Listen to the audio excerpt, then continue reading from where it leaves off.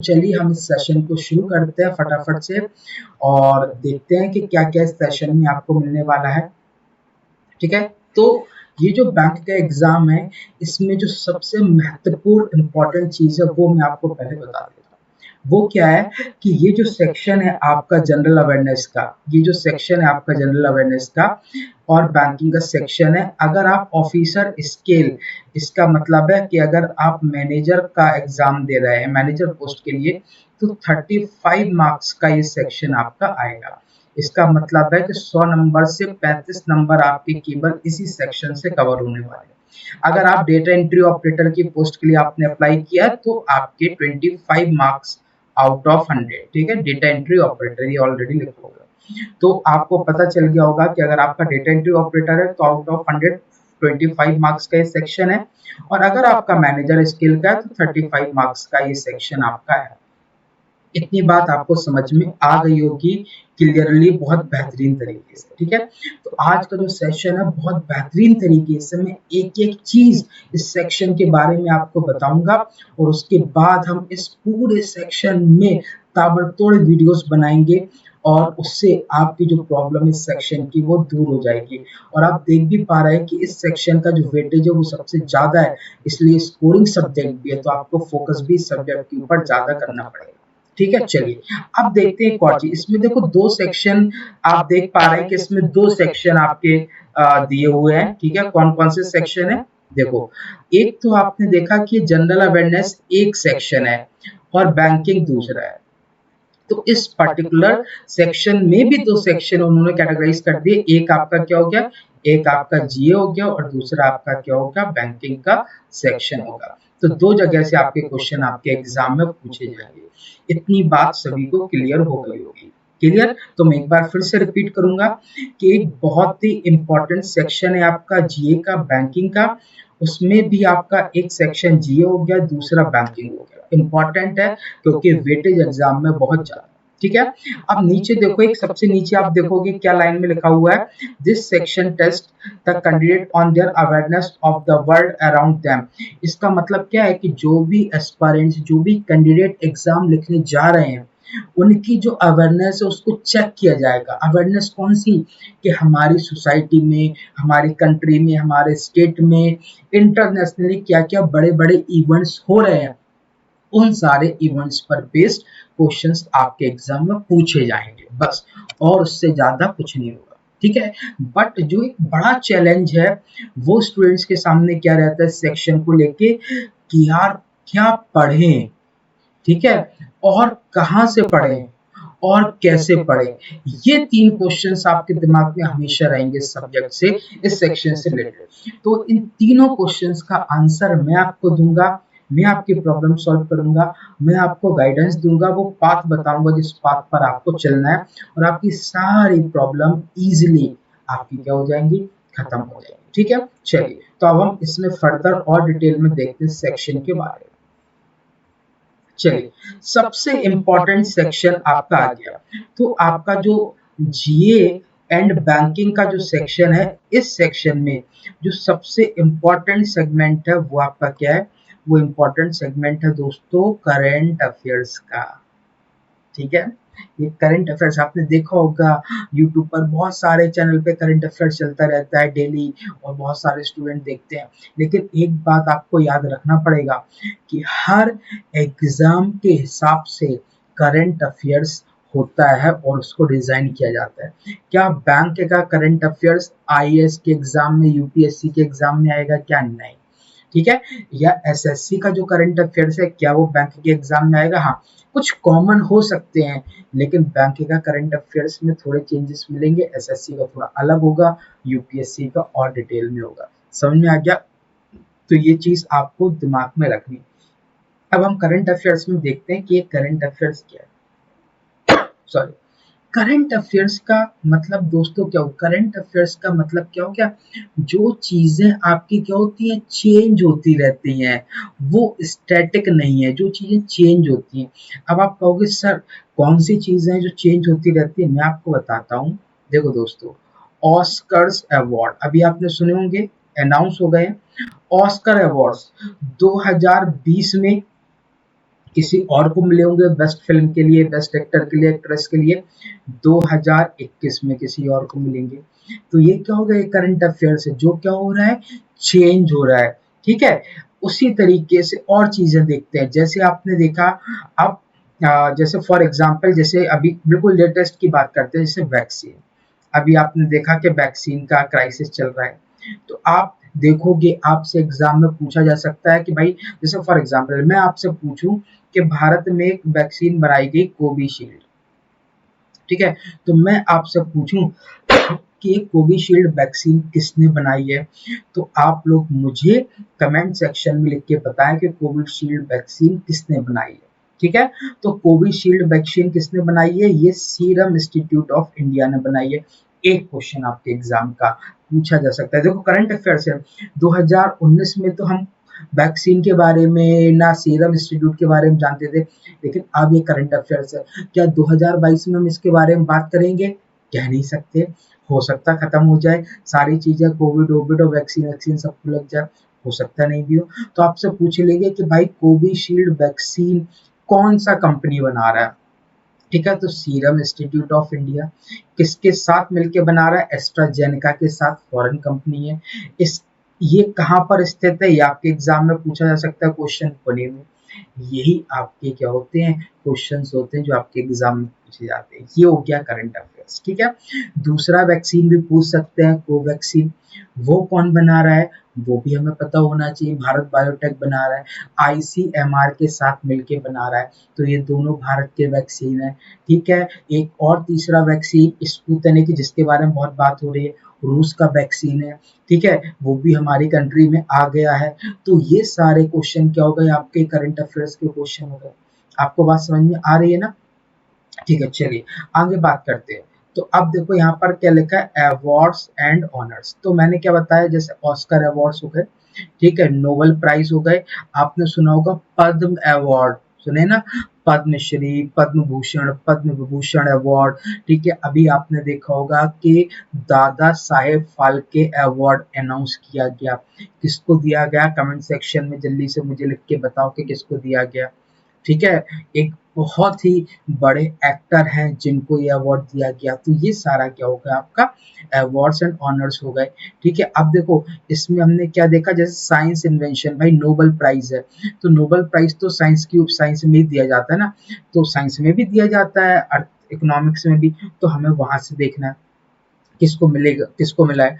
अब हमें एक चीज और देखनी है, केमिस्ट्री का, फिजिक्स का, मेडिसिन का जो नोबेल प्राइज दिया गया, वो किस रिसर्च के लिए दिया गया, वो भी आपके एग्जाम में क्वेश्चंस पूछे जाते हैं। अभी आपने देखा होगा कि भाई मार्स मिशन बहुत चल रहा है। ठीक है, तो आपको वो मिशन कौन कौन सी कंट्री चला रहे हैं, उनके रोवर का नाम क्या है, ये भी तो आप देखते हैं ना।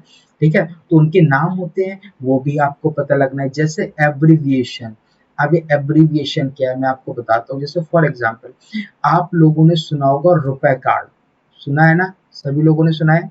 जल्दी से कमेंट सेक्शन में लिखो यस और नो। इससे देखो कमेंट सेक्शन में मैं इसीलिए भी ये सारी चीजें लिखने को बोल रहा हूँ, इससे मुझे पता चलेगा कि आपका लेवल क्या है और मुझे किस हिसाब से आपको टैकल करना है और मुझे पढ़ाना है।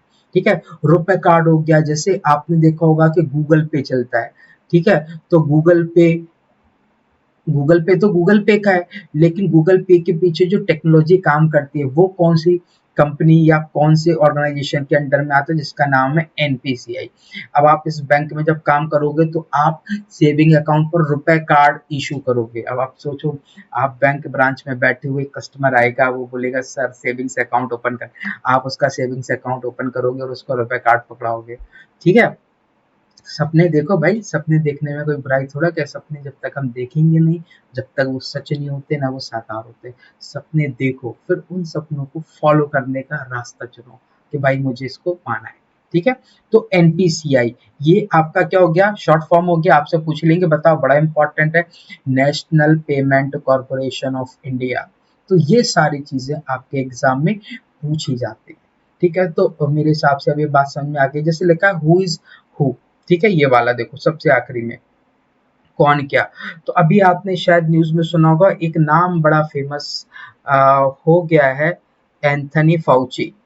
ठीक है, ये दुनिया के मान लो सबसे बड़े हेल्थ केयर एक्सपर्ट है। कौन है? Health care expert. ठीक है, तो अब आपसे एग्जाम में क्वेश्चन पूछा जा सकता है कि भाई एंथनी फूची जो दुनिया के बहुत बड़े हेल्थ केयर एक्सपर्ट हैं, ठीक है, ये किस कंट्री से बिलोंग करते हैं? ठीक है, तो हमारा आंसर क्या होगा? यूएसए से। आपने न्यूज में शायद देखा भी होगा, बोलते रहते इंडिया के बारे में, कोविड का जो क्राइसिस चल रहा है वो। तो ये सारी चीजें आपके एग्जाम के लिए। अब जैसे स्पोर्ट्स आ गया, ठीक है, तो स्पोर्ट्स में मैं जैसे आपको बोलूं कि भाई हिमा दास, ठीक है, हिमा दास किस स्पोर्ट्स से एसोसिएटेड है? ठीक है, हिमा दास किस स्पोर्ट से एसोसिएटेड है? तो आपसे क्वेश्चन पूछा जाएगा कि भाई ये कौन सा खेल खेलती हैं। ठीक है, ऐसे क्वेश्चन पूछे जाते हैं आपसे, बहुत इंपॉर्टेंट। एक और बड़ा फेमस नाम है और आप लोगों ने सुना भी होगा, जिसको नाम आपने सुना होगा, विनेश फोगाट। ठीक है, तो आपने मूवी भी देखी होगी जो फोगाट सिस्टर्स के ऊपर बनाई गई थी। ठीक है, उन 2 सिस्टर्स के अलावा और भी सिस्टर्स हैं, उसमें से एक विनेश फोगाट जो आजकल बड़े गोल्ड मेडल जीत रही हैं। तो आपसे ये पूछ लेंगे कि ये कौन सा खेल खेलती हैं, ठीक है, या कोई जो गोल्ड मेडल अभी उन्होंने रिसेंटली जीते हैं वो आपसे पूछ लेंगे कि इस स्पोर्ट्स में गोल्ड मेडल किसने जीता। तो ये सारे क्वेश्चंस आपके क्या हो गए? करंट अफेयर्स के क्वेश्चन हो गए। तो दोस्तों मैं केवल आपको एक ओवरव्यू दे रहा हूँ कि इस तरीके से क्वेश्चंस आपके एग्जाम में पूछे जाते हैं। हम इस पूरे करंट अफेयर्स को बहुत डिटेल में देखेंगे। इसके ऊपर हम काफ़ी लगभग 10 आवर्स की 10 घंटे की क्लास लेंगे, जिसमें हम आपका करंट अफेयर्स कवर करेंगे। ठीक है, अब हम ये देख लेते हैं कि करंट अफेयर्स हमें पढ़ना कितना है। फॉर एग्जाम्पल, आपका पेपर मान लो 10 जुलाई को, 10th जुलाई को आपका पेपर हुआ, फॉर इंस्टेंस, मुझे पता नहीं है डेट, मैं एक जनरल आइडिया से लिख रहा हूँ। तो आपको लास्ट 3-4 मंथ्स के करंट अफेयर्स पढ़ने हैं। आपको जून के करंट अफेयर्स पढ़ने हैं, आपको मई के करंट अफेयर्स पढ़ने हैं, आपको अप्रैल के करंट अफेयर्स पढ़ने हैं और आपको मार्च के। ये 4 महीने के करंट अफेयर्स आपको पढ़ने हैं और यहाँ से आपके 95% या 100% क्वेश्चंस आपके यहाँ से पूछे जाएंगे। अब इन 4 महीने में आप क्या पढ़ेंगे, कैसे पढ़ेंगे, ये जिम्मेदारी तो भाई मेरी है। मैं बताऊंगा आपको क्या पढ़ेंगे, आप कैसे पढ़ेंगे, लेकिन पढ़ना किसे है? पढ़ना तो भाई आपको ही पड़ेगा। ठीक है, तो हार्डवर्क कौन करेगा? हार्डवर्क करेंगे आप लोग। मैं आपको बताऊंगा, आप लोग पढ़ोगे, हम क्लास में डिस्कस करेंगे इनको, सो दैट आपको आसानी से याद हो। और सॉरी, जो भी पॉइंट आपको समझ में नहीं आते होंगे वो पॉइंट हम डिस्कस करेंगे, सो दैट आपकी कमांड बन जाए, आपको समझ में आने लगे कि भाई करंट अफेयर्स क्या चीज़ है और किस तरीके से काम करती है। ठीक है, आई होप कि आपको बात समझ में आ गई होगी। मैं एक और आखिरी चीज़ में ऐड कर दूं जल्दी से, कि ये बेहद इम्पोर्टेंट सेक्शन है।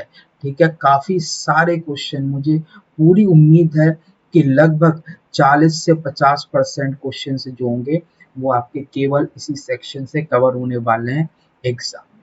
क्लियर? चलिए आगे बढ़ते हैं। चलिए, तो ये कुछ क्वेश्चंस हैं करंट अफेयर्स पर बेस्ड, करंट अफेयर्स के क्वेश्चन है। मैंने केवल ये क्वेश्चन इसलिए दिए सो दैट आपको पता चले कि करंट अफेयर्स क्या है और कैसे क्वेश्चन आते हैं। ठीक है, आपको क्या करना है, आपको इन सभी, आपको पता चले कि आपको कितने आंसर आते हैं। कमेंट सेक्शन में आपको इनके आंसर लिखने हैं। देखो नीचे लिखा है right your answers in comment section. तो आपको क्या करना है, कमेंट सेक्शन में लिखना है 1 2 3 4 5 और आपको उनके आंसर लिखने हैं। जो नहीं आता होगा आप उसको स्किप कर सकते हैं।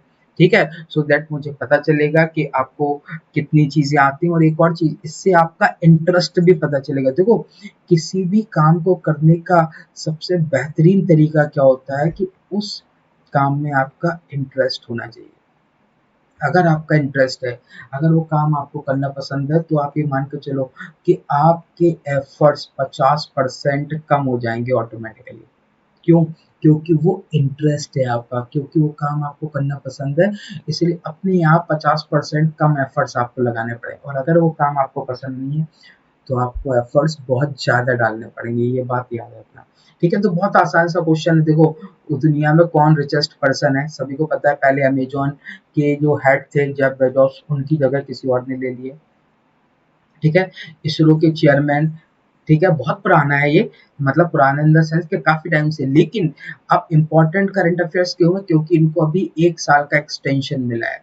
अब ये 2022 तक रहेंगे, तो इसलिए क्वेश्चन इंपॉर्टेंट हो गया। भारत का पहला first hot air balloon wild life safari किस स्टेट में लॉन्च किया है, किस वाइल्ड लाइफ सेंचुरी में या नेशनल पार्क में है, वो भी आपसे पूछ सकते हैं एग्जाम में। ठीक है, Oscar award for best film, ये भी आपको बताना है। और देखो याद रखना ये क्वेश्चन क्या है, एनिमल वैक्सीन जो स्पुतनिक 5 है वो वैक्सीन किसके लिए, ह्यूमंस के लिए। अब इसमें पूछा गया है कि रसिया में एक वैक्सीन रजिस्टर्ड की गई है दुनिया की पहली, जो एनिमल्स के लिए है, कि अगर कोई एनिमल भी आपका कोविड का शिकार हो गया, कोविड का इन्फेक्शन हो गया, तो उसके लिए ये वैक्सीन होगी। ठीक है, आई होप कि बहुत सारी चीजें आपकी यहाँ तक क्लियर हो गई होंगी। कोई भी आपका डाउट होगा आप कमेंट सेक्शन में लिखेंगे, मुझे अच्छा लगेगा उस डाउट को सॉल्व करने। ठीक है, आई होप इतनी बात क्लियर होगी। चलिए तो नेक्स्ट सेक्शन की तरफ चलते हैं, और ये सेक्शन है आपका बेहद इंपॉर्टेंट। ठीक है, मेजर फाइनेंशियल इकोनॉमिक न्यूज। ठीक है, बजट एंड 5 ईयर्स प्लान। तो अब ये जो major financial and economic news है, जैसे इसमें क्या है, फॉर एग्जाम्पल मैं लिख देता हूँ कुछ चीज, जैसे बैंक्स। बैंक्स क्या है, कैसे काम करता है, कितने टाइप के बैंक्स होते हैं। जैसे आपने देखा, आप एग्जाम किसका देने जा रहे हो, कोऑपरेटिव बैंक एक अलग टाइप का बैंक है। आप एसबीआई के एग्जाम देते हो, सरकारी बैंक है। कोऑपरेटिव बैंक तो सरकारी नहीं है, वो अलग कैटेगरी में आता है। एचडीएफसी बैंक आपने सुना होगा, वो प्राइवेट बैंक है। ठीक है, तो एचडीएफसी एक अलग टाइप का बैंक है, प्राइवेट है। एसबीआई एक अलग टाइप का बैंक है। ठीक है, कोऑपरेटिव बैंक अलग टाइप के बैंक होते हैं। तो ये सब हम बात करेंगे। आपने सुना होगा एक जीडीपी, ग्रॉस डोमेस्टिक प्रोडक्ट, इसके ऊपर बहुत आप देखते हैं लड़ाई झगड़े चलते रहते हैं देश में। ठीक है, जीडीपी। आपने सुना होगा भाई महंगाई, इन्फ्लेशन, ये क्या होती है। एक और टर्म आपने सुना होगा मॉनेटरी पॉलिसी। ठीक है, आप बहुत सारे स्टूडेंट हंस भी रहे होंगे। ठीक है, सोच सोच के कि सर ये तो मैंने सुना ही नहीं है। कोई बात नहीं, बहुत आसान है ये, बस नाम देख के शायद आपको थोड़ा सा डर लगे, लेकिन सबसे आसान अगर कोई सब्जेक्ट है तो यही है। मैं ऐसा क्यों कह रहा हूँ, क्योंकि प्रैक्टिकल है। भाई अब मैथ पढ़ते हैं कि उनका एक ट्रेन निकल गई, दूसरी ट्रेन आ रही है, डिस्टेंस बताओ, टाइम निकालो, लेकिन ये तो काम करते हैं ना, ये तो प्रैक्टिकल है। जीडीपी, जीडीपी आप देखेंगे इकोनॉमी चल रही है, प्रैक्टिकल चल रहा है कि कैसे बढ़ रही है, कैसे कम हो रही है, महंगाई कैसे हो रही है। भाई अब आपने देखा जब दवाइयों की शॉर्टेज हो गई तो महंगाई हो गई, उसको हम इन्फ्लेशन बोल देते, तो प्रैक्टिकल ये तो चल रहा है। तो ये सारे टर्म्स हम देखेंगे, मेजर फाइनेंशियल इकोनॉमिक न्यूज जो भी होगा वो सब हम देखेंगे एक एक करके, और सारे टर्म्स हम डिस्कस करेंगे, कोई भी आपको टेंशन लेने की जरूरत नहीं है। ठीक है, फिर दूसरा क्या है आपका बजट, ये बड़ा इंपॉर्टेंट है। तो ये एक तो देखो, अब इसमें क्या होगा, दो बजट होंगे। एक तो बजट क्या होगा, एक बजट हो गया आपका सेंट्रल गवर्नमेंट का। ठीक है, जो आप देखते हैं पूरा बजट आता है पूरे देश का। ठीक है, और अब एक बजट आपका क्या हो गया, एक बजट आपके पंजाब का हो गया। देखो क्योंकि यहाँ पर ये लिखा हुआ है ना इकोनॉमी, तो ये आपका बजट पंजाब का, तो पंजाब के बजट में जो स्कीम्स पंजाब के लिए होंगी, वो स्कीम्स के बारे में आप पढ़ेंगे ना। कोई स्कीम जैसे फॉर एग्जांपल जैसे सेंट्रल गवर्नमेंट की जनधन योजना चलती है। ठीक है, तो वो जनधन योजना तो केंद्र सरकार चला रही है, उसी तरीके से राज्य सरकार भी तो चलाती है, स्टेट लेवल पे चलती है। वो सारी न्यूज हम पढ़ेंगे बजट। तो बजट में हमें क्या पता चलता है कि सरकार किस तरीके से कितना पैसा कहाँ पर खर्च करेगी, कितने नए स्कूल्स बनाएगी, कितने नए हॉस्पिटल्स बनाएगी, नए रोड कैसे बनाएगी, समझ में आ रहा है ना। ये सारी चीजें सरकार हमें बजट में बताती है कि एक साल के लिए हम क्या क्या करने वाले हैं। भाई जैसे हम घर में होता है, घर में हम सोचते हैं ना भाई इस साल हम फ्रिज लेंगे, कूलर लेंगे, या फिर हम एसी खरीदने जाएंगे या कार लेंगे, तो हम ऐसे बजट बनाते हैं ना, कितना पैसा आएगा, कितना खर्च करेंगे। वो सरकार के लिए 5 ईयर प्लान। दोस्तों देखो ये जो 5 ईयर प्लान है, बेसिकली 5 ईयर प्लान अब इंडिया में बंद हो गए, नहीं चलते। क्यों? क्योंकि 2015 में भारत में नीति आयोग आ गया था। जब से भारत में नीति आयोग आया है तब से 5 वर्षीय पंचवर्षीय योजनाएं वो खत्म हो चुकी। ये चलती थी किसके टाइम में, जब हमारी कंट्री में था क्या, प्लानिंग कमीशन। क्या था? Planning commission. ठीक है, योजना आयोग। ठीक है, तो योजना आयोग के टाइम में, अब योजना आयोग खत्म हो गया तो नीति आयोग आ गया है। तो नीति आयोग में 5 ईयर प्लान नहीं चलते, छोटे छोटे टाइम पीरियड कवर करते हैं, एक एक दो दो साल। ठीक है, और एक विजन होता है, 5-10 साल के लिए टारगेट बनाया, फिर उसको एक एक दो दो साल में पूरा करते हैं, 5-5 साल के लिए टारगेट नहीं बनाते। ठीक है, तो आपको ये बात भी इतनी क्लियर हो गई होगी। कोई डाउट हो तो आप नीचे लिख सकते हैं। और रही बात, ये तो केवल इंट्रोडक्शन है, ये तो केवल मैं आपको बता रहा हूँ कि कैसे क्या चीज़ें पूछी जाती हैं एग्जाम में वो। ठीक है, तो आपको परेशान होने की ज़रूरत नहीं है। अब बात करते हैं, अब देखो, अब बाकी सारी चीज़ें किससे रिलेटेड है, आपकी स्टेट से, पंजाब। तो पंजाब का इकोनॉमी क्या है, पंजाब का ज्योग्राफी क्या है, हिस्ट्री क्या है, कल्चर क्या है। फॉर इंस्टेंस अभी मैंने आपको बताया इकोनॉमी का मतलब क्या होगा, पंजाब का बजट। ठीक है, तो पंजाब का बजट आपसे पूछ लेंगे, उससे क्वेश्चन, नई नई स्कीम्स स्टेट गवर्नमेंट क्या क्या कर रही है वो। ज्योग्राफी की बात करें तो एक बड़ा इंपॉर्टेंट फैक्ट आज ही देखो आया है कि एक नया डिस्ट्रिक्ट बनाया गया पंजाब में। ठीक है, तो ये ज्योग्राफी है ना, चेंज हो गई। तो ये बड़ा इंपॉर्टेंट हो गया, आप लोग कमेंट सेक्शन में लिख के बताएंगे कि कौन सा डिस्ट्रिक्ट है। तो ये ज्योग्राफी हो गई। ठीक है, हिस्ट्री से रिलेटेड कुछ क्वेश्चंस आपके एग्जाम में हो सकते हैं, कोई ऐसा जरूरी नहीं कि हो। ठीक है, हो भी सकते हैं, नहीं भी हो सकते। तो हिस्ट्री फॉर एग्जाम्पल, कोई भी हिस्ट्री, जैसे मान लो जलियांवाला बाग आपका मास्कर हुआ पंजाब में हुआ। ठीक है, तो उस पर बेस्ड आपका क्वेश्चन आ सकता है। ठीक है, दो 1919 में हुआ था। क्लियर, तो इस तरीके से आपकी क्या क्या कल्चर है, कल्चर का मतलब कौन कौन से फेस्टिवल्स होते हैं। ठीक है, पंजाब से रिलेटेड जो आपका सिख धर्म है उससे रिलेटेड आपके क्वेश्चन हो सकते हैं। अमृतसर का हिस्ट्री पूछ लेंगे, भाई अमृतसर कैसे बना। ठीक है, गोल्डन टेम्पल का क्या है हिस्ट्री। तो ये सारे क्वेश्चन आपके एग्जाम में होंगे। ठीक है, तो आपको कोई परेशान होने की जरूरत नहीं है, बहुत आसान सा सिलेबस है, बहुत ज़्यादा टफ नहीं है, चैलेंजिंग नहीं है। ठीक है, आपको क्या करना है, आपको तो बस हार्डवर्क करना है। क्या करना है, hard work. Hard work in the sense कि जो भी आपको बताया जाए उसको कई बार पढ़ना है, कई बार मतलब प्रैक्टिस। देखो आपने देखा होगा, सभी लोग जानते हैं, यूसेन बोल्ट का नाम सुना है सभी लोगों ने।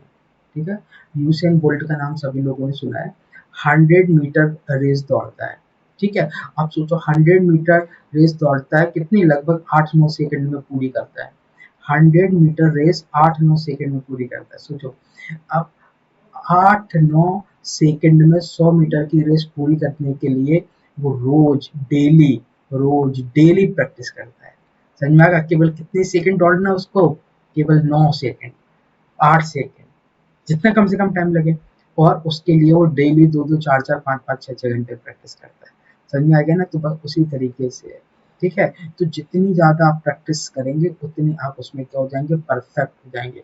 आप क्वेश्चन देखेंगे नहीं कि आप कहेंगे ये रहा आंसर, भाई हटाओ इसको, ये रहा आंसर, रहा। क्लियर। नेक्स्ट क्या, इंटरनेशनल और नेशनल ऑर्गेनाइजेशन। ठीक है, तो जैसे आपने सुना होगा वर्ल्ड बैंक, राइट, आईएमएफ हो गया, यूनाइटेड नेशन, राइट, ये आपके इंटरनेशनल ऑर्गेनाइजेशन हो गए। तो इनसे रिलेटेड क्वेश्चन, जैसे डब्ल्यूटीओ, वर्ल्ड ट्रेड ऑर्गेनाइजेशन, इसमें एक बहुत बड़ा चेंजेस अभी हुआ है। डब्ल्यूएचओ, पेंडेमिक को हैंडल करने के लिए।